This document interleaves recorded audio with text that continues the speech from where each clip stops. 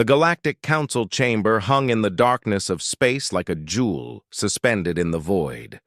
It was a structure so large that entire cities could fit inside its walls. Ships from 100 different worlds docked at its ports, and beings of every shape and size moved through its corridors. This was the center of power for the entire galaxy, where the great leaders of the universe made decisions that affected billions of lives. General Daewon Park stood in the center of a vast circular room. Above him, in seats arranged in a perfect circle, sat the judges. The Zynthian Collective had sent their eldest representative, a being with crystalline skin that reflected the light. The Craxian Empire had sent their military commander, a massive creature with 4 arms and eyes that burned with anger. The Ethereal Alliance had sent their diplomat, a graceful figure that seemed almost made of light itself.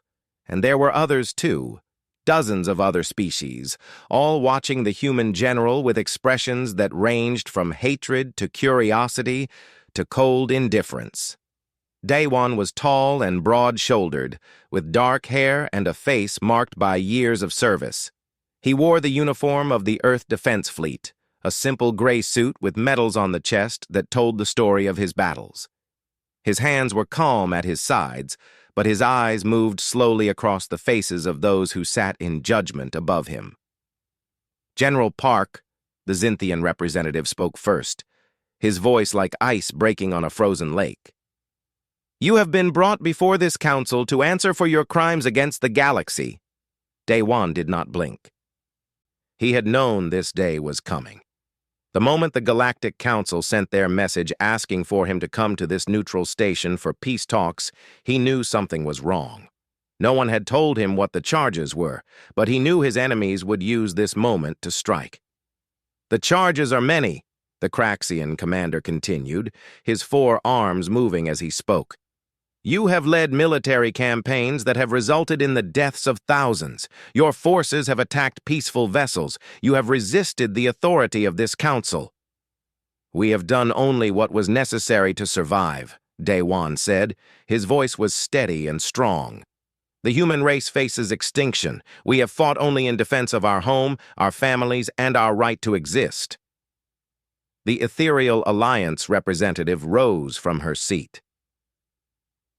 "The evidence against you is overwhelming, General. We have witness testimony. We have data.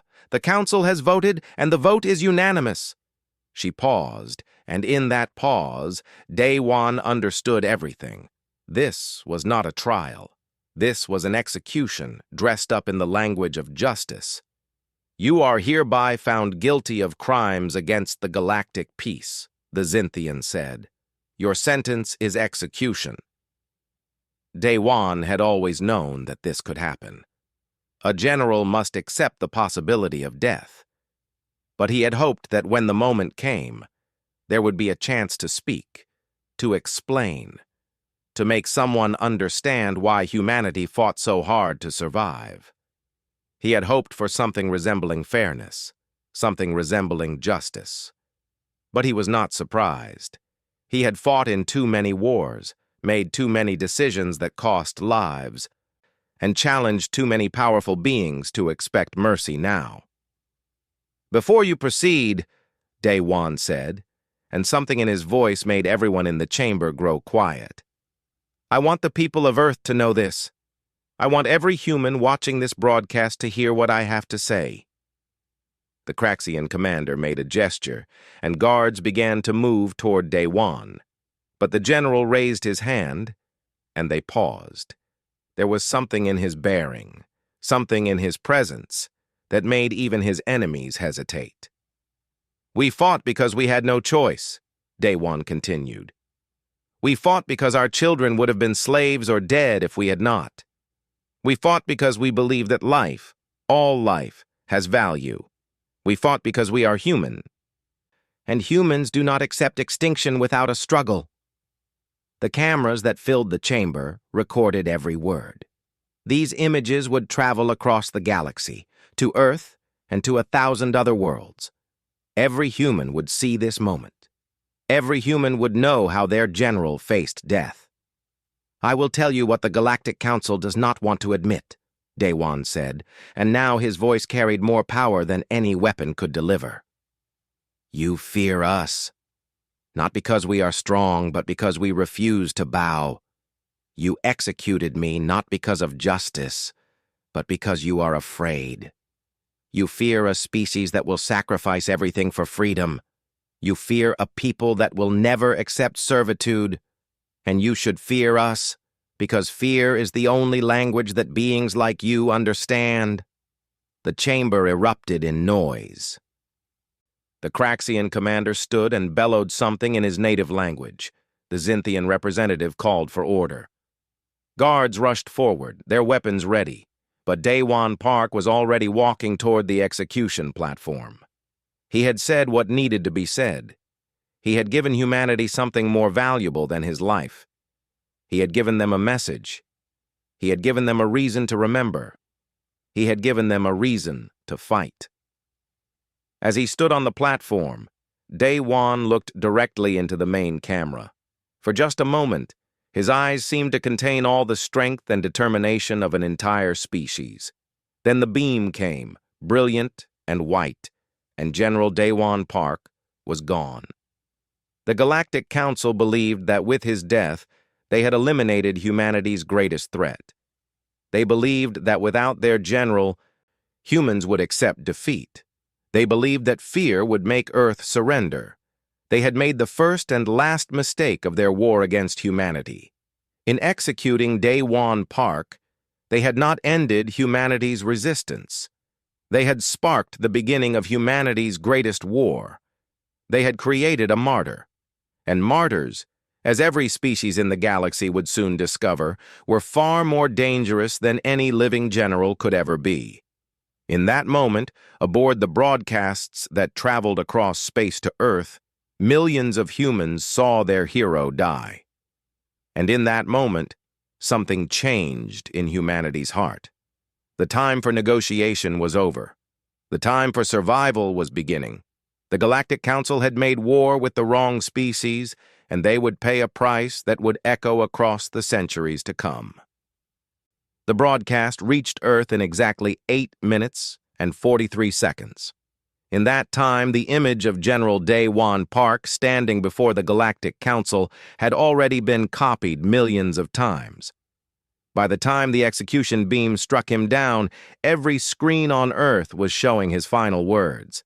Every human being who had access to a communication device saw their greatest leader die without trial, without justice, without mercy. Admiral Mi-sun Choi sat in the command center of the Earth Defense Force, located deep beneath Seoul. Around her were screens showing everything: the broadcast from the Galactic Council chamber, communications from Earth's government, reports from military bases across the planet. Her face was calm, but her hands were shaking slightly as she gripped the edges of her desk. Mi-sun had been Daewon's friend for 30 years. They had graduated from the military academy together. They had fought in the First War with the Craxians together. They had sat together in command centers, planning strategies while planets burned and thousands of soldiers died following their orders. And now, watching his death on a screen, Mi-sun felt something break inside her. She was not a person who cried easily. She was a soldier, trained since childhood to control her emotions, to think clearly in the face of disaster. But she was also human, and humanity was a species that felt things deeply.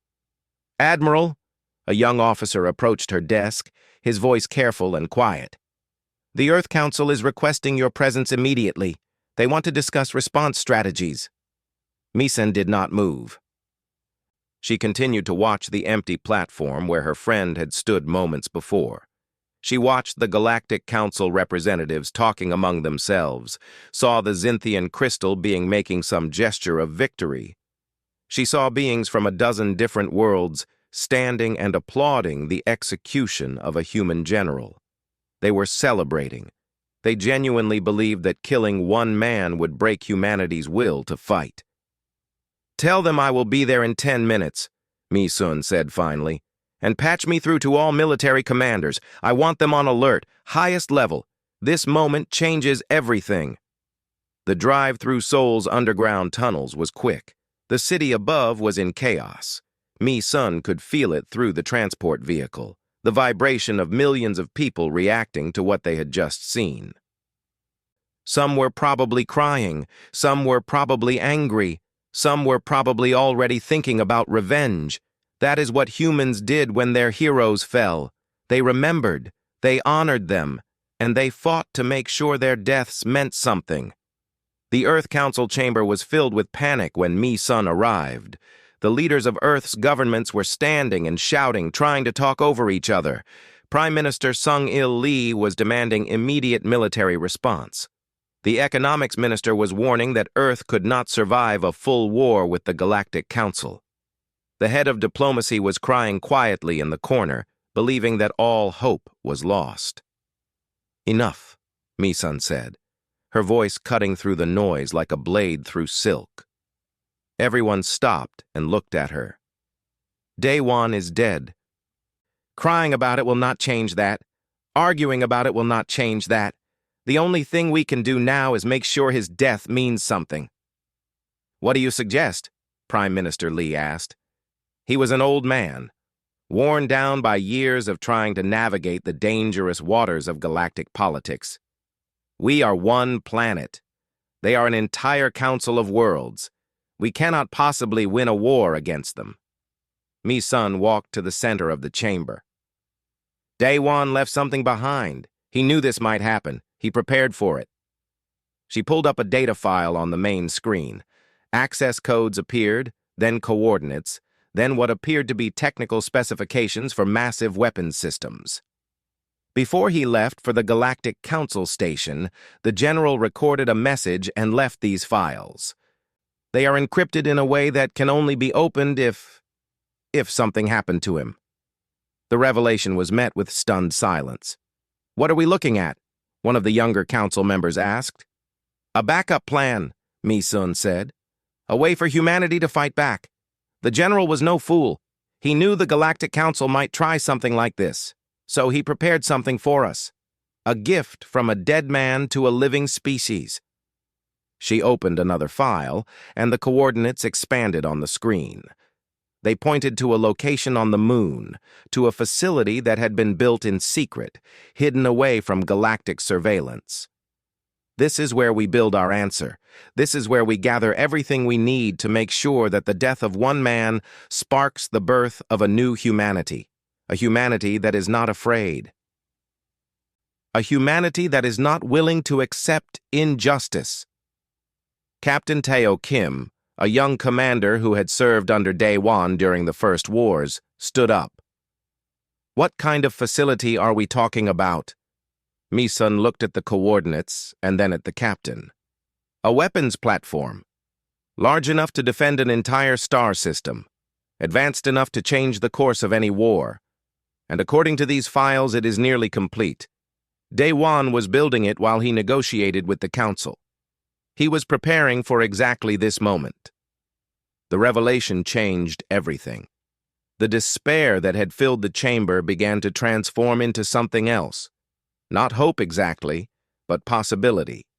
Humans had always been good at finding possibilities in the darkest moments. "How long before we can activate it?" Prime Minister Lee asked. "Days," Mi-sun said. "Maybe weeks. But once we do, everything changes. The Galactic Council will learn that executing Daewon Park was the worst decision they ever made." She looked at the screen showing the coordinates to the secret facility on the moon. Somewhere up there in the darkness and cold of the lunar surface was Daewon's final gift to his species. He had given his life, but he had also given them the means to survive. "Broadcast this to every human on Earth," Mi-sun commanded. "Broadcast it to every settlement on every colony world. Broadcast it to every ship in our fleet. Let every human being know that their general did not die in vain. Let them know that Daewon Park left us the strength to fight back. And let them know that from this moment forward, humanity is at war. Not because we want war, but because war has been declared on us.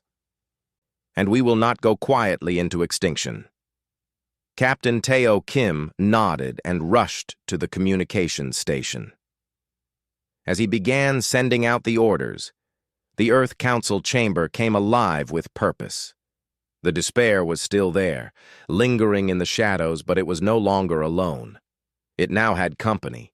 It had determination. It had something far more powerful than hope. It had something to remember. It had something to fight for. The moon had never seen activity like this before. For hundreds of years it had been a quiet place, home to only a few research stations and mining operations. Now it was transformed into humanity's greatest fortress. Ships arrived every day, carrying supplies, materials, and thousands of workers. The entire southern face of the moon had been excavated, revealing the weapons platform that Daewon Park had spent 5 years building in secret. Dr. Ha-Yun Park stood in the main control room of the lunar facility, watching as technicians worked around the clock to activate systems that had never been tested.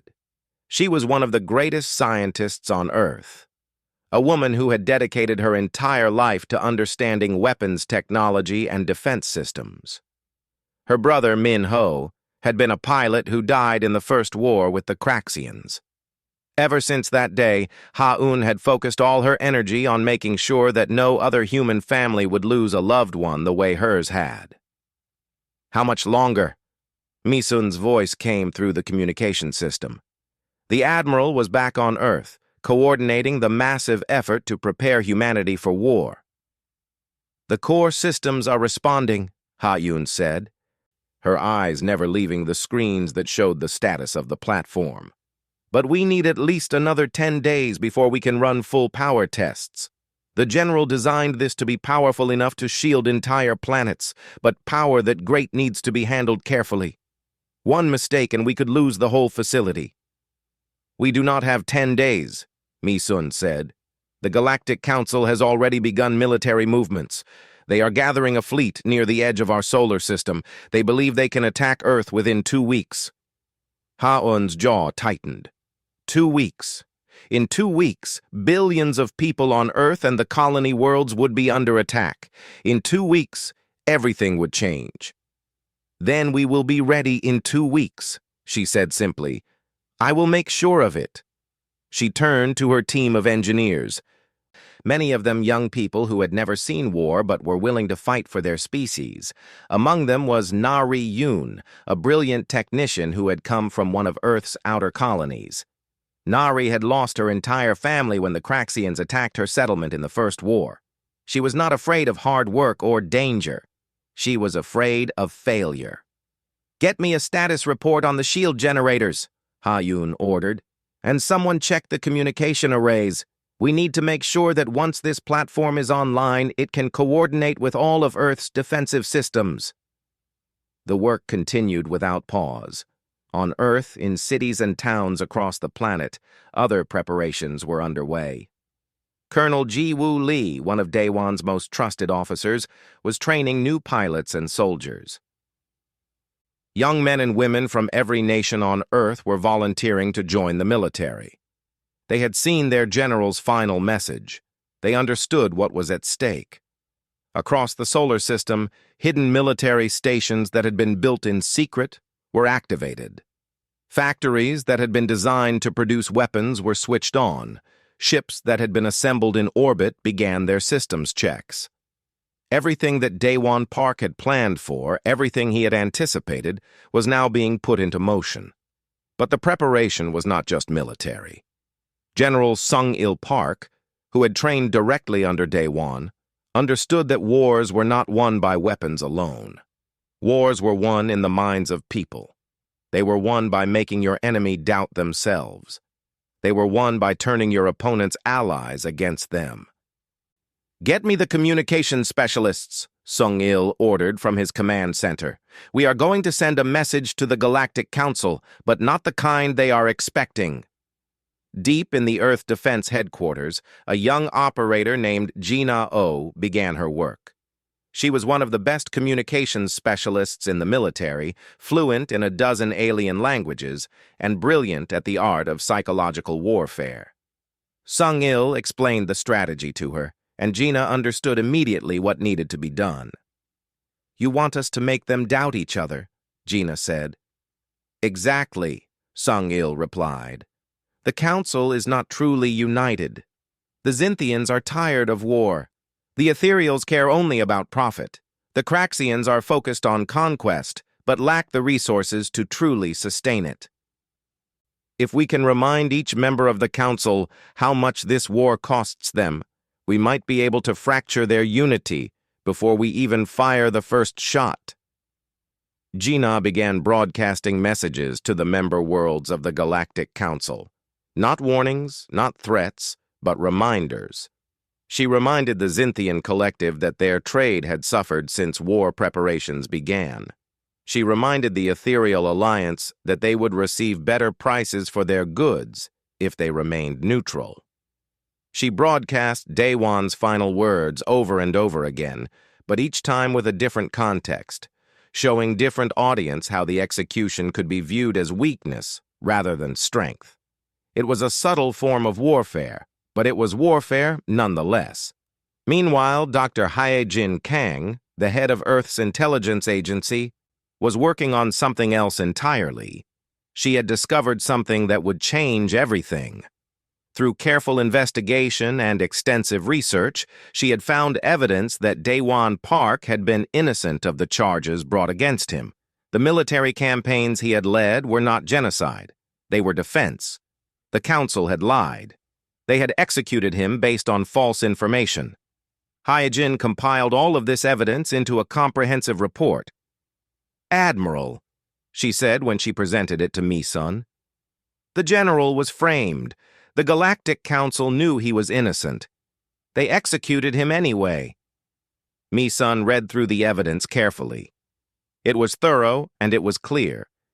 Daewon had done nothing wrong except refuse to allow humanity to be conquered. The Council had invented crimes to justify their execution. "Good," Mi-sun said finally. "When the time comes, we will make sure every being in the galaxy knows the truth about why they killed him. Let them explain to their own people how they murdered an innocent man." The days passed quickly. The moon base hummed with constant activity. Ha-Yun and her team worked without sleep, driven by the knowledge that billions of lives depended on their success. The platform began to come alive, its ancient systems responding to the power flowing through it. Lights flickered on all across its massive surface. On Earth, Mi-sun watched the preparations with satisfaction. Humanity was ready, not because they wanted to fight, but because they refused to die quietly. They had seen their general die with courage. They had inherited his strength. And now, in the quiet moments before war, they prepared themselves. The general had given them one last gift. He had given them the will to survive. He had shown them that death could be transformed into purpose. And as the weapons platform on the moon began to awaken, humanity understood the truth that Daewon Park had known all along. They could not be broken. They could not be conquered. They could only be tested. And they would meet that test with everything they had. The Xinthian homeworld orbited a blue star, and its crystalline cities sparkled in the light like jewels scattered across a surface of ice. It was beautiful, it was peaceful, and its people had suffered greatly during the endless wars of the Galactic Council. For 300 years, the Xinthian collective had been one of the Council's strongest members, but their people were tired. They were tired of sending their sons and daughters to die. They were tired of empty victories and endless conflict. The Xinthian representative, an ancient being named Kolthin, who had seen more wars than any other creature in the Council, sat in his chamber and watched the broadcast of Daewon Park's execution over and over. Something about the human general's words troubled him. It was not what the human said, but how he said it. He had spoken with absolute certainty, with no fear, with no hesitation. In Kolthin's 3,000 years of life, he had rarely seen such courage. And he had seen something else. He had seen the genuine confusion on the faces of the Galactic Council representatives when Day Wan made his accusation. They had not expected him to speak so clearly. They had not expected him to name the real reason they wanted him dead, because humans did not accept servitude, because humans would fight, no matter the cost. That night, Colton made a decision that would change the course of the war. He sent a secret communication to Earth, not to the government, not to the military command, but to Admiral Mi Sun Choi directly. The message was simple. I have the authority to stop our involvement in this war. If humans can offer me a reason that makes sense to my people, I will act on that authority. The Xinthian collective is ready for peace. When the message reached Earth, Mi Sun understood immediately what had happened. The Galactic Council had begun to fracture. One of its pillars was cracking. She responded to Colton with another message, this one containing all of the evidence of Day Wan's innocence. She included the reports from the intelligence agency. She included testimonies from beings who had served in the wars with humanity. And she included one simple statement. The man you executed committed no crime except the crime of loving his people more than he feared death. If this is a crime, then your council has no justice. Colton read the evidence carefully. It was overwhelming. It was clear. The human general had been innocent. The Galactic Council had lied. And in lying, they had made their greatest enemy. Within days, the effects were visible across the Xinthian collective. Supply ships stopped moving toward the galactic fleet. Military vessels began returning home. Young Xinthian soldiers were released from active duty. The message was clear to everyone in the council. The Xinthians were withdrawing their support. This created a ripple effect that the council had never anticipated. With the Xinthians stepping back, other member species began to question their own involvement. The Ethereal Alliance, a civilization built entirely on the principles of profit and trade, looked at the economics of the situation. War with humanity was expensive. It required resources, ships, soldiers. But trade with humanity was profitable. Trade did not cost lives. Trade only made money. The ethereal diplomat, a being made of pure light and energy named Selmora, made a calculated decision. She would maintain the Ethereal Alliance's seat on the council, but would begin selling to both sides of the conflict. It was not neutral, exactly. But it was not fully committed to the council's cause either. It was profitable, which was all that truly mattered to the Ethereals. But this decision created a new problem for the council. If the Ethereals were selling to humanity, then humanity would have access to advanced technology, weapons, and supplies. The Craxian Empire, which had been counting on overwhelming force to crush Earth quickly, suddenly found that their advantage was not as great as they had believed. The Craxian commander, a massive being named Torvok, with 4 arms and a temperament like a volcano, became increasingly frustrated with the council. He called for more aggressive action, for immediate attacks on Earth without waiting for diplomatic resolution. But without the unified support of all council members, he could not act. The council operated on consensus. And consensus was now impossible. In the middle of this chaos, General Sung-Il Park made a bold move. He sent a message directly to Colton, asking for a secret meeting. They met on a neutral station, far from the eyes of the Galactic Council, and Sung-Il made an offer. Help us, Sung-Il said simply. Not by fighting for us, but by speaking the truth. Tell your people why you have withdrawn. Tell them what you learned about the execution.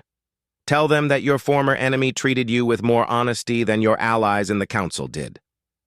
Colton considered this carefully. It was a risk. If the council discovered what he was doing, they might move against his people. But he had already committed to this path. He had already seen the truth. And truth, once seen, could not be unseen. I will do more than that, Colton said. I will go to the council chamber myself and present the evidence of the general's innocence. I will demand an explanation. I will force them to defend their actions." When Colthin did exactly this, bringing the evidence before the full council, everything changed. The carefully constructed justification for Day Wan's execution crumbled. The council members who had voted for it tried to explain, but their explanations rang hollow. They had not executed Daewon Park because he was guilty. They had executed him because they were afraid. They had executed him because humanity refused to be controlled. They had executed him because he represented something that threatened their comfortable order. The revelation spread across the galaxy like fire through dry grass. Every species, every world, every individual being began to ask the same question. If the council would execute an innocent man, what else would they do? If the council would lie so brazenly, what could be trusted? The ethereals became even more committed to staying neutral, seeing the council's credibility collapsing. The Xinthians became more openly supportive of humanity's right to defend itself. Even some of the smaller council members began to whisper that perhaps the humans were not the threat they had been told they were. The Galactic Council, which had seemed so powerful and unified just weeks before, began to show cracks.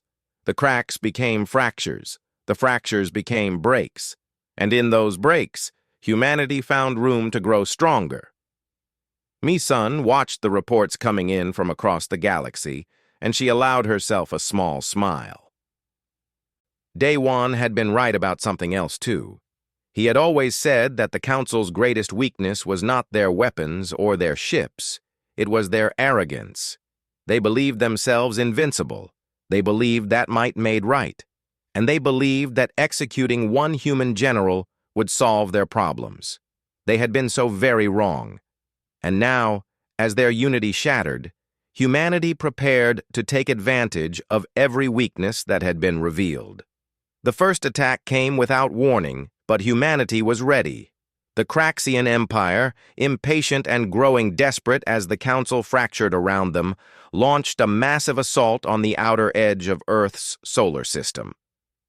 They sent 300 warships, expecting to overwhelm humanity's defenses quickly and then establish control over Earth's colonies. They did not expect what they found. Admiral Mi-sun had positioned human fleet ships across multiple points throughout the solar system. As the Craxian forces entered, they encountered wave after wave of human fighters, each one piloted by soldiers who had trained for this moment. These were not soldiers who were fighting to conquer. These were soldiers who were fighting to protect their families, their homes, their species. And that made all the difference. Captain Teo Kim piloted a sleek fighter through a field of exploding Craxian ships. Around him, hundreds of other human pilots did the same. They flew with precision and courage, executing the strategies that Daewon Park had left behind. Every maneuver was calculated. Every attack was purposeful. The young pilots of Earth's fleet were not just fighting, they were proving something. They were proving that the galaxy had underestimated them. "Stay in formation," Teo called out to his squadron. "Remember what General Park taught us. The enemy expects fear. Give them discipline instead." The battle raged for 6 hours. Ships exploded, soldiers died. But slowly, as the hours passed, it became clear that the humans were winning. Not because they had more ships. They did not. Not because they had superior weapons. They barely had equal weapons. They were winning because they had something the Craxians did not expect. They had purpose. They had honor. They had something worth fighting for. When the last Craxian ship was destroyed, the galaxy went silent. Humanity had won its first true battle against the Galactic Council. The news spread faster than light itself, carried by communication ships and broadcast stations. The Great Council, which had seemed invincible, had been challenged, and the challenge had been answered. But the war was far from over. In fact, it was just beginning. The lunar defense platform, now fully activated and tested, came online with devastating power.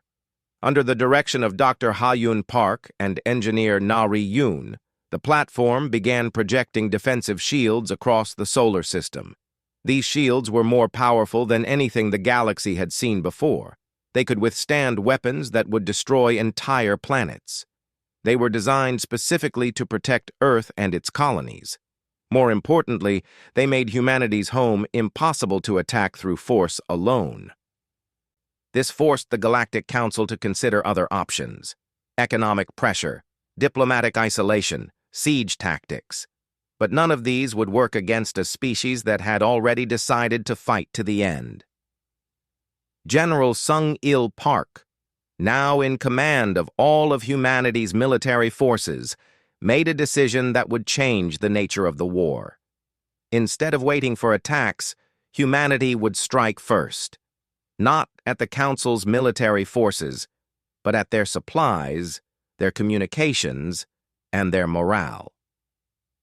Scientist and strategist Dr. Hye-Jin Kong had discovered something remarkable about the Galactic Council's information systems. They were not as secure as anyone believed. With a small group of computer specialists, she designed a virus unlike anything the galaxy had ever seen. It was not destructive in the traditional sense. It did not delete information or destroy hardware. Instead, it spread through the Council's networks, and everywhere it went, it did one thing. It broadcast Daewon Park's final words, over and over again in every language, to every being connected to the Council's networks. His voice echoed, "We are human, and humans do not accept extinction without a struggle." The virus became impossible to stop because no one wanted to stop it. On 1,000 worlds, beings heard those words and began to question the Council's authority. Workers who were building weapons for the Council began to slow their work. Soldiers who were meant to fight humanity began to ask themselves why. The unity that had seemed so strong just weeks before now crumbled entirely. On Earth, millions of people watched as their fleet commanders returned to landing zones around their cities, heroes at last. The merchant ships that had been converted into mobile weapons platforms had destroyed 3 Council supply convoys, cutting off resources that should have been sent to the Craxian Empire. Earth's intelligence agents had sabotaged Council communications in 3 different star systems. Humanity was not just defending. Humanity was attacking, and attacking well. The turning point came when a message arrived from the Ethereal Alliance. They were offering to help, not militarily, but diplomatically. They offered to broker talks between humanity and any Council members who were willing to negotiate. More importantly, they offered to stop selling weapons to those Council members who refused to negotiate. It was a simple but powerful gesture. It meant that even those who cared only about profit saw opportunity in supporting humanity's cause. The Xinthian collective, led by Kolthin, made an even more dramatic statement. They declared that they would ally with humanity if Earth would accept them as partners rather than subjects. It was the first true alliance Earth had made with another galactic power, and it represented something extraordinary. 2 species, who had once been enemies, now stood together against tyranny.